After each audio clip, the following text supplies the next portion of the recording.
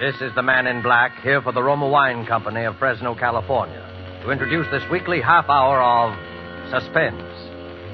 Tonight in Hollywood, Roma brings you the young American actor whose sensational rise to stardom has been unparalleled in recent seasons, Mr. Alan Ladd. The suspense play which stars Alan Ladd and which is produced and directed by William Spear is called The One-Way Ride to Nowhere. So with this play, and with the performance of Mr. Ladd as an adventurous young man named Tom Dwyer, Roma Wines again hope to keep you in suspense.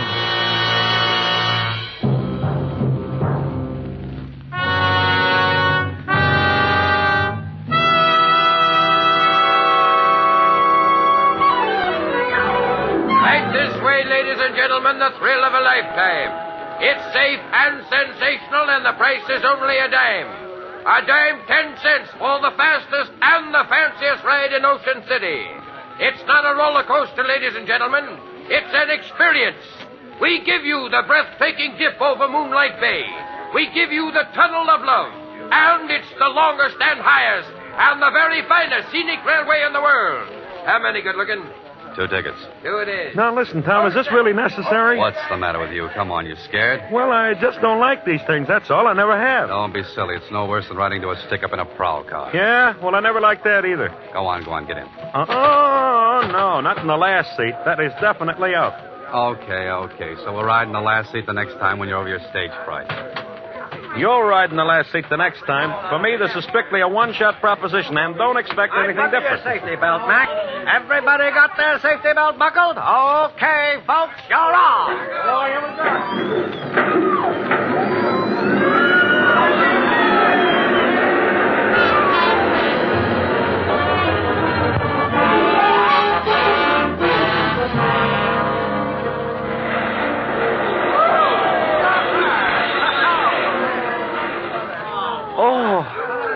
Hey, Tom, are we still alive? Well, can't you tell? All right, folks, who's going to ride again? What do you say, Benny? Want to try it again? Are you crazy? Come on. It'll do you good. Don't tell me. This thing is a menace to health and sanity. What did I tell you? Look, there's a guy passed out back there. Come on, Yeah? snap out of it. Hey, come on, get up, mister. Hey, somebody give me a hand with this guy. Here. Come here, I'll help you. All right, you get his legs. I'll take his head. Oh, I don't know why guys ride this thing if they're going to pull a fade out. Uh-oh. This guy didn't pull any fade out. Yeah, well, he ain't exactly the life of the party. You're right there, pal. He's dead. He's what? He's dead. Holy gee. Well, I better call the boss. All right, folks. You'll just have to step outside the gates, please. I'm sorry, there's been a little accident here. Everybody out, please. Go on, everybody out. Hey. What's the matter, Johnny? Guy passed out. Man there says he's dead. Oh, Frank. Every season it's something. Please, folks, outside the gate. Yeah, go on. All right, stand back there. Stand back, everybody. What's the matter, Terry? That guy just died on us. Yeah? How come? I don't know. This man here looked him over. How do you know he's dead? You a doctor? No, officer, but it's not too hard to tell. Where is he? Back in the last seat. Come on, keep the mob outside, will you, Terry? Sure. Come on, break it up now, will you? Break it up. This the guy? Yeah. Looks like it must have been heart failure. It doesn't look to me like heart failure. Say, who are you? Dwyer's the name, Tom Dwyer. Yeah? Well, Hey, I never seen this dead guy. He never bought a ticket for me. That's right, he never had a ticket. You mean he rode for free? How could he? He rode for free, all right. say, how come you know so much about this? Me? Oh, I'm just kind of nosy. Hey, you. Yeah? Do you remember seeing this man get on the car? How do I know? They get on, they get off. I just work here. Don't you remember that my friend and I were going to get in that last seat, and then we didn't? Hey, that's right. Hey, who's this? Ben Duffy's a friend of mine. Yeah? Yeah. Now, listen. My friend and I were the last ones to get in that car. We were going to take the last seat, and then we didn't. Then the car pulled out. And when it pulled out, that last seat was empty. Hey, that's right. That last seat was empty. This dead guy never even got on the car. Yeah. Now you're getting someplace. All right, Dick Tracy, I'm listening. A roller coaster car starts out from this platform all hunky-dory and rips around the tracks about 90 miles an hour. And when it gets back here, there's a dead guy on it that wasn't on it when it started. How do you think he got on there? Dropped out of the sky? Well, figure it out for yourself, pal. If he wasn't in the car when it started, then someplace along the line he was dumped on it. And guys who have been dumped are generally guys who have been murdered.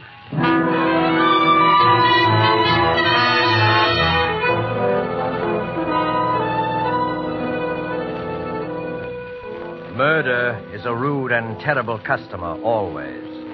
But seldom indeed has this unwelcome guest intruded more incongruously than on this particular evening when he chose to be the extra passenger on a roller coaster ride.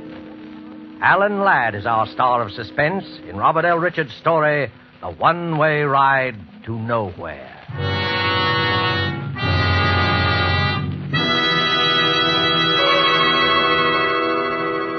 You have heard the prologue for tonight's tale of Suspense. And now it is with pleasure that Roma Wines bring back to our soundstage Mr. Alan Ladd in The One-Way Ride to Nowhere, a tale well calculated to keep you in suspense.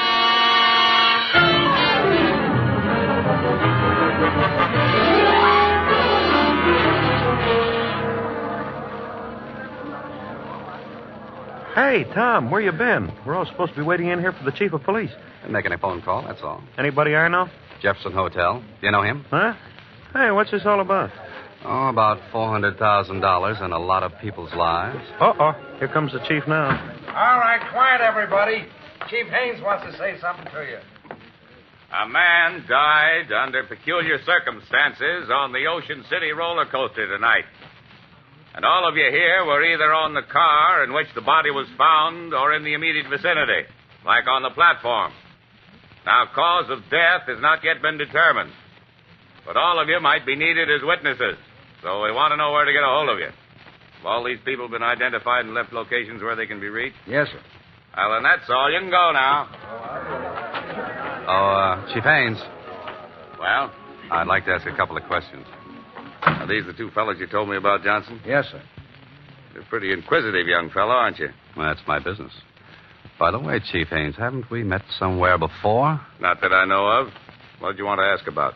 Well, for one thing, you said just now that the cause of death had not yet been determined. That's right. The man was blue in the face and apoplectic, but there were no marks of violence on the body. The coroner's working on it now. Maybe the coroner should look at the man's neck.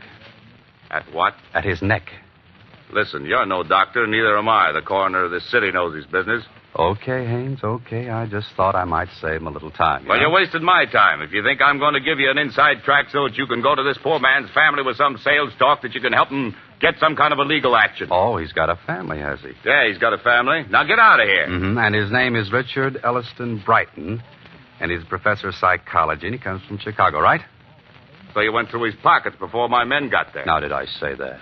Listen to me, young fella. You know entirely too much about this case for your own good. You're from Chicago, too, aren't you? That's right. What are you doing here? On a vacation, visiting my friend here. Well, you better take it. Oh, hello, Doc. What about it? Murder. He was strangled. Strangled? Mm-hmm. We got a good look at him. We found a thin red mark around his neck. He was strangled with something like picture wire. Now, isn't that a funny way for a middle-aged professor to be knocked off? Yeah, funny way for anybody to be knocked off.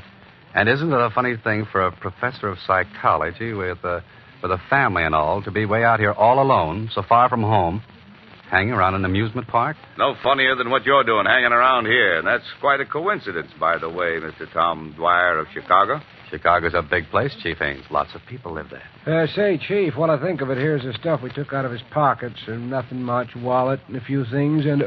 dropped something there. I got it. Hand that over, Dwyer. Well. A souvenir postcard. Sheila Kennedy, Ocean City. Hey, she's quite a cutie, too. I said hand it over. It's material evidence. Sure. Here you are. One of the local tent show girls, I take it? Know anything about her, Chief? Now, listen, Dwyer. I got enough on you already to hold you on suspicion. Take my advice and keep your nose out of this. Come on, Tom. This isn't doing you any good. Yeah, that's right, Ben. And anyway, we got a date with a lady.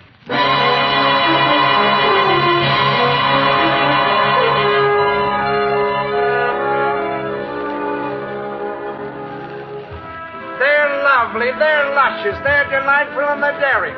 The most gorgeous girls. Hey, Bud, can we go in now? Yeah, what did she say? What's that? I said, can we go in now? Oh, yeah. Okay, fellas, down there, the second door. I told her about you, and she says it's okay. Thanks. Make it snappy. She goes out in a couple of minutes. They're lovely, they're luscious. Room of her own. Sheila must be all right. Hey, I thought you said this was business. It is. Wait out here, will you, Ben? Oh, so when it's dames, I wait outside. I said this was business. Right here, 25.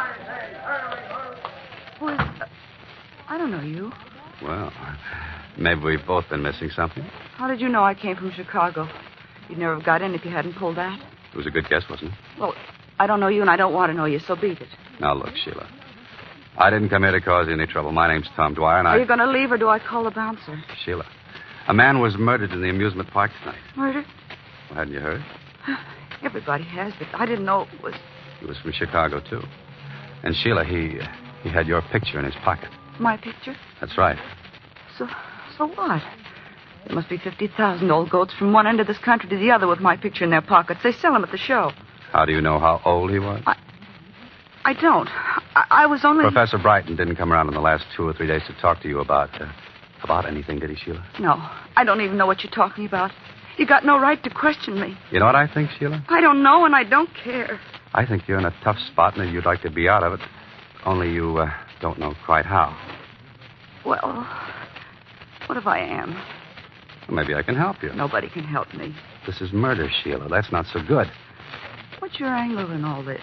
I wouldn't kid you. I'm a private detective. I make my living in things like this.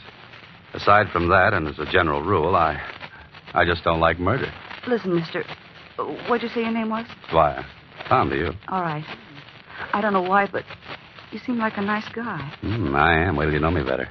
Might have been nice at that, but keep out of this. It's for your own good. You'll get nothing but grief. What kind of grief? The worst kind there is. You saw what happened to the professor. Poor guy. Get out of the amusement park. Get out of Ocean City and stay out. Thanks, Sheila. Maybe you're right. I know I'm right.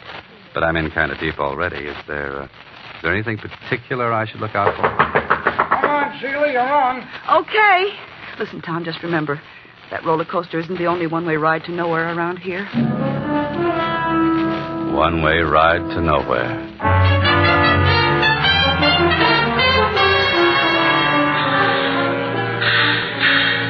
Yard 10 for 25, dear. Now, who's next? 10 for 25. Yeah, what did she mean by that? It was a tip-off, man. Maybe. Red hot, they're all hot. Yeah. One-way ride to nowhere, huh?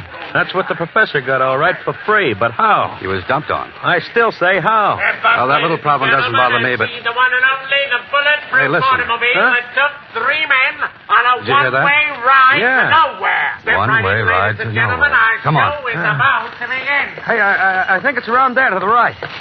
Yeah. Bulletproof automobile. Huh? Where? That tent show next to the roller coaster. Take it easy now.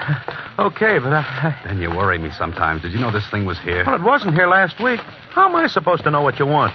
If you tell a guy something once in a while, it wouldn't... Suppose you never heard of Wires McGuire either. No? Skip it. The guy's going into his routine again. Ladies and gentlemen, step right up. Inside you will see the actual bulletproof automobile in which the famous Jarvis gang sped from the scene of the $400,000 Springfield mail robbery, the most daring hold-up in modern times. Now, this is the very limousine in which they were pursued for 50 miles. 3 of them died. The 4th became a raving maniac on that last fatal one-way ride to nowhere. Step right in, ladies and gentlemen. A new show is about to begin. Benny, now I know I'm right. Is this what you came down here for? Not exactly, but there's been some funny talk lately about this mail robbery job in some funny place. I still don't get it. There were 4 guys in on that. 3 of them dead and the others in the bug house. That kind of closes the books, don't it? I'll give you a little tip, Benny. They never found the money. Huh? And the insurance company's got a standing offer of a 10% reward. 40,000 Step bucks. right over, gents. The original bulletproof automobile. Okay, maybe we'll at that. How much? 2 bits apiece. Yeah. Step right inside, gentlemen. Now the car that you see before you, You is the don't have much business, do you? Hey, what are you, a couple of public accountants? No offense. It just seems too bad. It's a swell exhibit. You're telling me. These hicks down here, they don't appreciate nothing. Must be pretty hard judging what the public will go for. Yeah. I thought this murder automobile would be a sensation, something modern, you know. And my brother found the junkyard in Indiana. Cops must have sold it at auction or something. Look, would you really like to get rid of this heap? Like to? Don't worry, I already have. Yeah? Listen, brother, the minute I found out that I had a turkey, I went out and found me a sucker, but quick. Well, how did you find him? Well, I didn't exactly find him. He come by, you see. He's making some sort of a collection for some cops museum. Capone's bulletproof car, Dillinger's artillery. You know, I got my price, though. Oh. Oh, no, isn't that too bad, Benny? Oh, yeah, sure it is. What's too bad about it? Well, to tell you the truth, we're making sort of a collection ourselves for a big New York exhibitor. And Sure. I thought maybe we could do a little business. Oh, I'm sorry, mister. I just closed the deal tonight. If you'd only come around just a couple hours sooner, you... Well, do you suppose this man you sold the car to would be interested in selling at the right price? I don't know. It'd cost you plenty, though. Confidentially, he paid me $1,000, cash. Well, where could we find this guy? Well, he should be here any minute. He's going to pick up the papers and things. Hey, you want to come out in back and wait from there? I was just going to knock off anyway. Well, thanks. I know, but he's not You know, I had a hunch maybe I should have held on. How's a guy supposed to know in this crazy business? Here you are. Well, quite a cozy little place you got here. That's all right. Sit down. Make yourself at home. Hey, what's that? Huh? Oh, them's roller coasters. The tunnel goes right under the floor here. It's enough to drive you nuts. Yeah, I can imagine. That door over there must open up right where the tunnel comes out, huh? Yeah, I guess it does at that. I never looked. It's all nailed up. Hey, there used to be another wing on this building in the old days, wasn't there? That was a door to it. It might have been. Yeah, I guess it was. Say, does this Mr. The guy I sold the car to, McGuire. McGuire. Yeah. Oh, does he have sort of a business manager with him or anybody like that? Well, he's had a couple of guys with him once in a while. I really didn't pay no attention. I suppose he's been hanging around here fairly steady the last few days, huh? Well, in and out, you know. He ought to be here any minute. Oh, here he is now. What's the matter? Yet I don't. Hello, Mr. McGuire. We was just talking about you. Yeah? Who was? Me and these two gentlemen, they want to see you about... Was this the guy that came to see you, Sheila? I don't know. Sure I am, Sheila. Come on, tell him. Well, I guess that's him. Okay. You can run along to the hotel, honey. Ed, listen, please Do don't. like I tell you. Harry, you stay here with me. Okay, Ed. I got all your papers and things, Mr. McGuire. Everything's here in this envelope. Thanks. There you go. Now, what you two fellas want to see me about? Just a little business proposition. My name's Tom Dwyer, and this is Ben Duffy. Hiya, Mr. Ed McGuire. McGuire. Pleased to meet you. You can beat it now, Ferrera. We'll take care of everything. Okay. Well, so long. So long. Watch the door, Harry. Now, what's your proposition? Well, I understand you bought Ferrara's car. That's right. You interested in used cars? Some used car. How interested? Enough to make an offer. Your friend here in on the deal? No, he just came along for the ride. Well, I got a partner. Well, where do we find him? We don't. He'd have to come here. And we'd have to send somebody after him. Somebody like your friend. Okay. Now, listen, Tom, I don't... What's his name, and how does my friend find him? Name is Johnson. George Johnson. He's at 2854 Drexel Boulevard. Just tell him I sent you. Tom, I don't think I ought to leave. Take it easy, then. And while you're out, I wish you'd do something for me. First, What? pick up my mail. It won't be out of your way. Your mail? Yeah, that's right. Do that first. I'm expecting a very important special delivery, and I want you to stop by the Jefferson Hotel, where I'm staying. And ask for a bellhop named Ted Martin. He takes care of all my stuff. The Jefferson? That's right. And be sure to see Ted Martin. He's the only one who can help you, so ask the clerk for him and hurry back, please. Ted Martin, Jefferson. Well, okay. You want me to go, Ed? No, you stay here. Now that he's out of the way, what do you know? Enough? You're a pretty bright boy, aren't you? You gonna talk? Why not? I know, for instance, why he bought that car. I think he knows too much. Let me handle this. Keep talking, bright boy. Well, after that Springfield nail job, nobody ever found the money. $400,000 is a lot of lettuce. And you think it's still somewhere in that car. Did you figure that all by yourself, or did you get a tip when you were in the federal pen, along with Duke Jarvis? You know any more cute answers, bright boy? Sure. I come from Chicago. I know that around there you got a nickname, and they call you Wires. I told you knew too much. Mm-hmm. On account you got a reputation for being very handy at disposing of troublesome guys with a length of picture wire twisted around the neck. Have you any idea what you've just talked yourself in for, bright boy? I know what I'll talk you in for if you don't play ball. Well, now, what do you think of that? I think we're wasting time. Listen, McGuire. I not only know how you killed Professor Brighton, I know why. Sure you do, bright boy. Sure you do. You think I'm kidding, huh? Professor Brighton was a psychiatrist. They used to call him into the federal pen to examine guys who were wacky. They called him in to examine Duke Jarvis. Duke was the last of the Jarvis gang. The rest were all killed in the holdup. He was wacky, all right. So wacky that he let slip about the money being still hidden in the car. So when the professor heard about the car showing up, he thought he could pick up a piece of change. The poor guy, only you caught up with him first, huh? You got it all figured out, haven't you? Yeah, all but one thing. I don't think you're smart enough to have pulled this all by yourself. I think you do have a partner. I tell you, we're wasting time, Oh, man. no, we're not. Now, listen, bright boy. Who are you working for? What difference does that make? Palante. Don't you think I want to know who else is in on this? What do you say, bright boy? There's nobody. I'm working alone. Cover him, Harry. Okay. You'd better talk, bright boy. There's nothing to say. Who else knows about this? Nobody. This ain't gonna do your face any good, bright boy. Talk. Got him. Talk.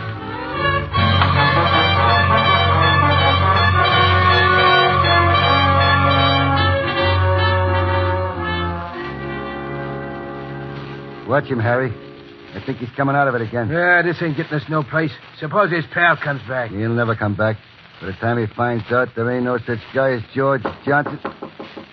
Take a look, Harry. It's me. It's Chief Haynes, Ed. Okay, open up. Hey, I thought I told you. How did he get here? He walked in. He knows plenty. How much? The works. We've been trying to sweat out of him who he's working for. Haynes. I know where I've seen you before. Your picture. You were a guard at the federal pen when Jarvis and McGuire were there. That's how you heard about the money. When McGuire came down here, he had to play ball because you were chief of police here.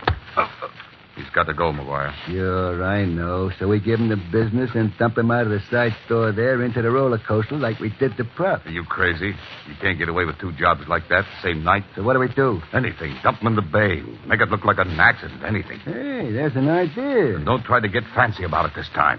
But you just gave me quite an idea, Haynes. Quite a good idea.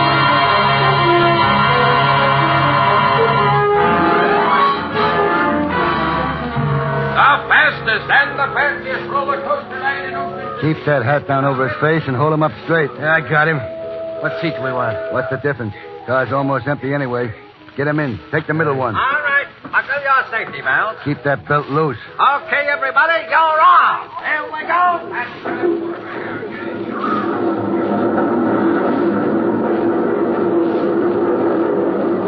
Going into the tunnel now. Tie his hands and feet while we're in the dark. Yeah, I'm doing it now. Got the sash weights on him? Yeah, around him. We're out now. Watch him. Hey, what was that? What's the difference? Hang on and we're starting up.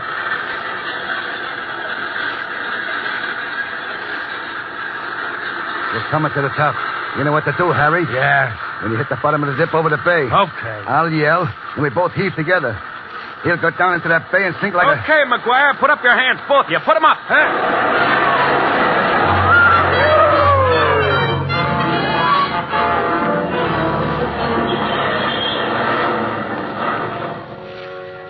Ben, you made it. Tommy, you okay? Yeah, sure. What do you think you're doing here? The federal pinch, McGuire. I'm Ted Martin, Department of Justice. Staying at the Jefferson Hotel. Get it, McGuire? Hey, Tom, you ought to get to a dock. No, I got to get down to the police. Hey, Ted. Ted, listen, never mind about these guys. Get Haynes, chief of police. We've got a couple of men down there already, Tom. When you phoned, I figured you might get mixed up with him. We've had our eye on the chief for quite a while. Well, I'll see you later. So long. Thanks, Ted. Hey, you were taking an awful chance, Tom, playing so cagey. Well, I had to be sure first. If that dame hadn't stuck around and tipped us off, we just about made it when the car went through the tunnel. That, Sheila dame, huh? Uh-huh. Say, Ben, I think I got a date with a lady. Oh? So what do I do? Well, I'll tell you. Here's a dime advance out of your $20,000 reward. Go take a ride on the roller coaster.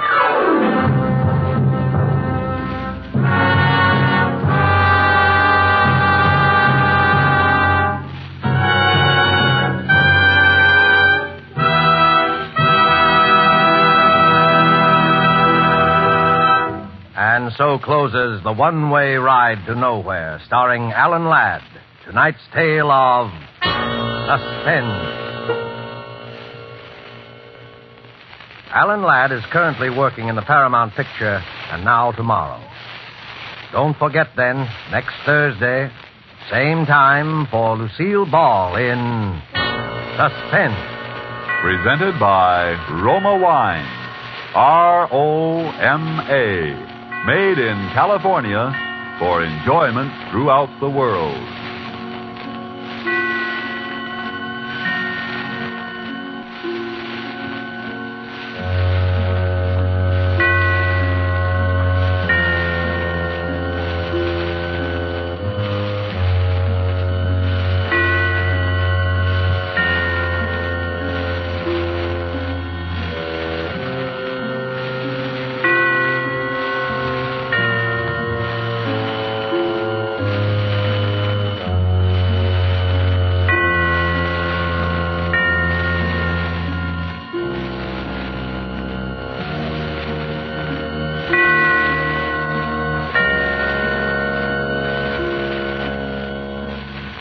This is the Columbia Broadcasting